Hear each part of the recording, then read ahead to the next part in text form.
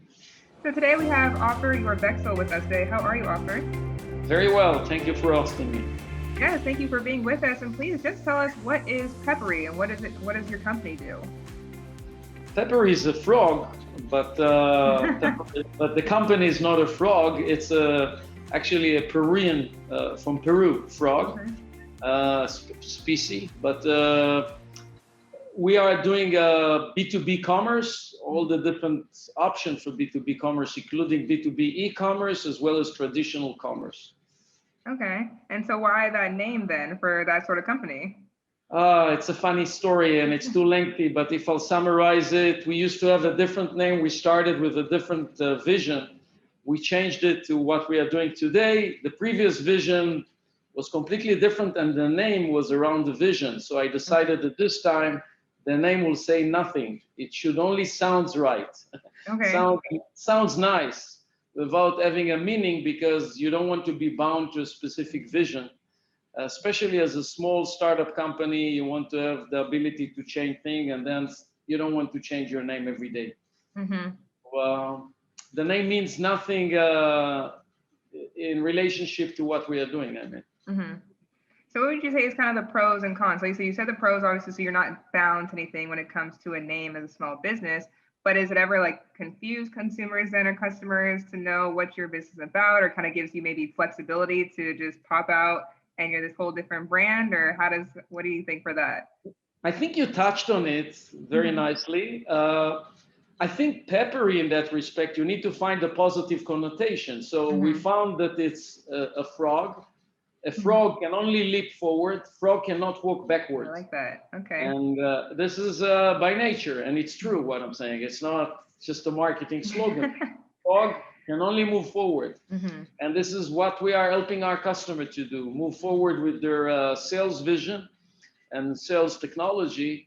So you just need to find the right connotation and apply it and then be Mm-hmm. consistent around it. And this is what we are trying to do.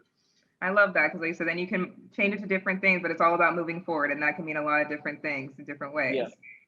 And so exactly. you mentioned there was a vision before. So how did you get into having Peppery now? What was that journey like in those decisions to switch things up?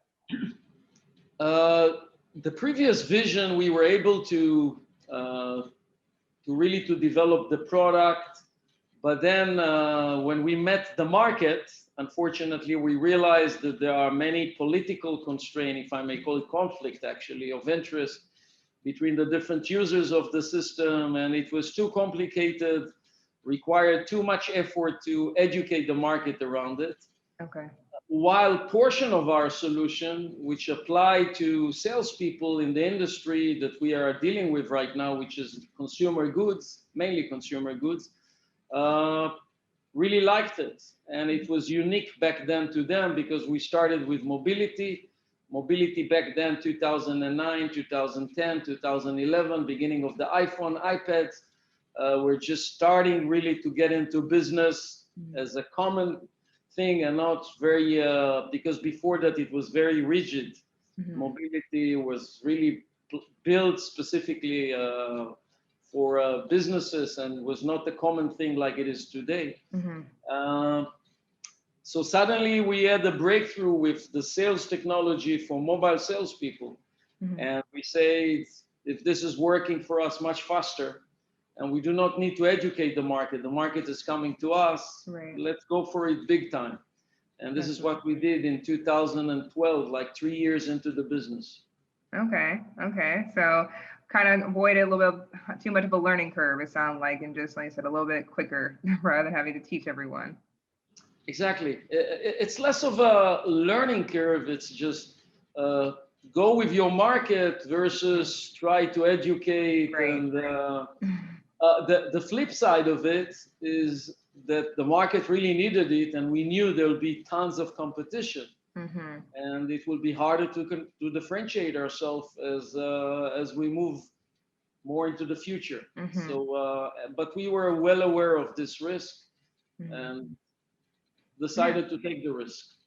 And so it sounds like you definitely have the experience of having to pivot and go with different changes and everything. So how has it been dealing with sales during these current circumstances that we're facing in our world today? Today with You mean with the COVID period? Yes, the COVID, yes. Oh, it plays beautifully to our hand. Okay. I'll explain. So we started with B2B technology for consumer goods for salespeople. And this was 2012, more or less. Came up with an iPad app, and it worked very well for us because back then it was very innovative to have an iPad app working offline, native for salespeople on the go. And it was great. But then in 2014 and 15, we realized that in order to survive and grow and not to be too much of commoditized and compete on price, we really need to expand our vision to provide a solution that is way more scalable, a solution that can work on any device, not just on iPad, not just on iOS, and a solution that will take all the B2B facet, sales facet, and not just reps on the road. Take all these into account. We basically threw the product again to the garbage, and I'm not exaggerating, and developed it again with a new infrastructure. This was 2014 and 15. And portion of this solution back then was B2B commerce, which is a completely different story than the sales rep on the road, but it is also a necessity. In 2018, we decided to put the majority of our resources on it. In end of 2019, the last 2 quarters, we released great upgrades to our B2B commerce as a result of more than 1 year of development before that. And this is exactly when COVID were eating us, beginning of 2020. So we had exactly then the right timing to have a great B2B commerce solution. And this is exactly what the market needed. Now, for our customer to migrate or to expand, more than migrate, to expand from reps on the road to a full platform, providing both the reps on the road that could not work during the COVID and the B2B commerce that was booming, was very simple because we have a solution like ours requires integration to the back office, to the ERP. I hope I'm not cursing you with these words.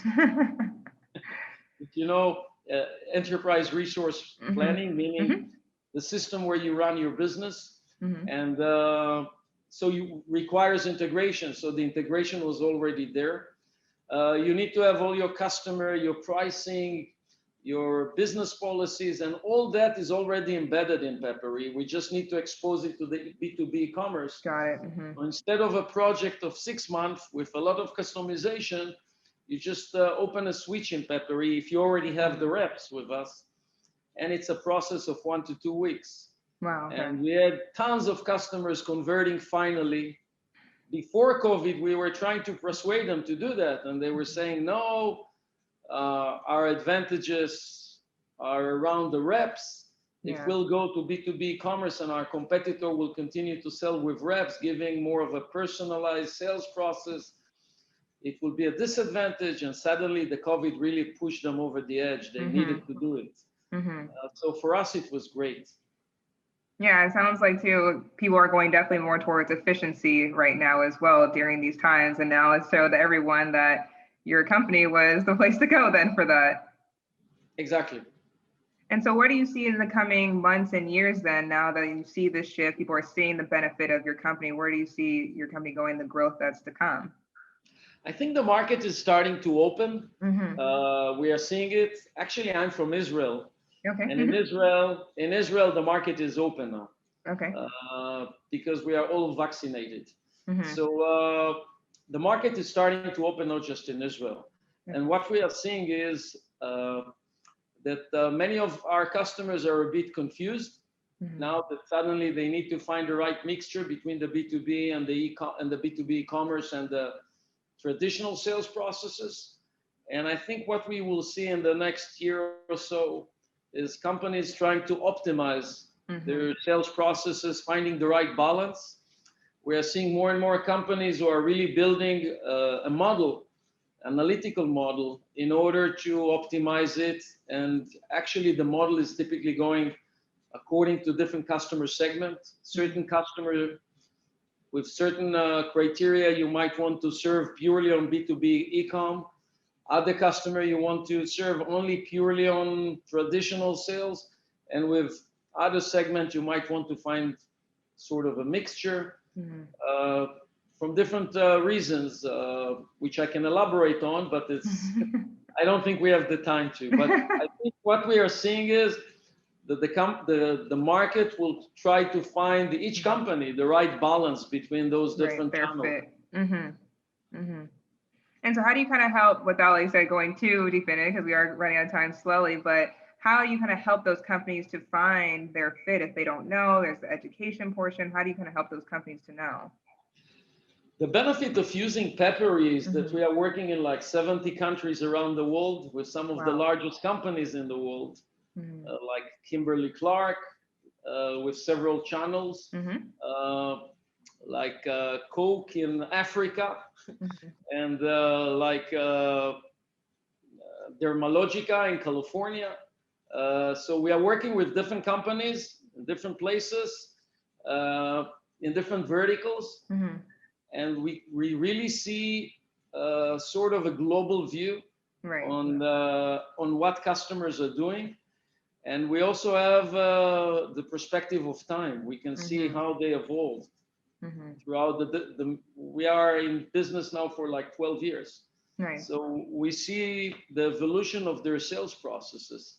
So we can really give them a lot of best practices and not just technology. And really, I mentioned analytical models to optimize their sales. Actually, we built some of them together with our customers. Each company needs a different model for that. It's not embedded into our product yet, at least.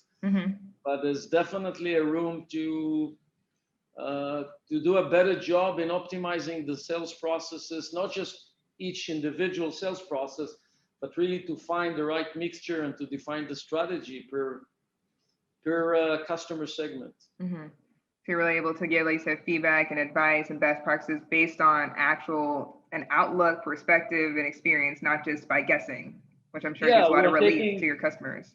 Yeah, we're taking parameters such as cost of visit, I mean physical visit, margin per visit, and then average order size. And of course, you can also apply, and this is part of the best practices, you can apply minimum orders type per order segment and blah, blah. So there's a lot of parameters that you can play with in order and actually define as part of your way of operating in order to ensure, because the goals of all those customers of ours is profit.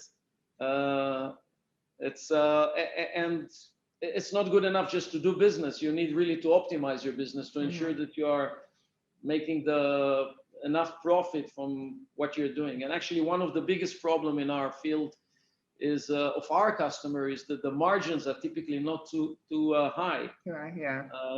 Typically in fast moving items. So if you are missing if your operation is not optimized, you might be doing a lot of business, but you're not making money.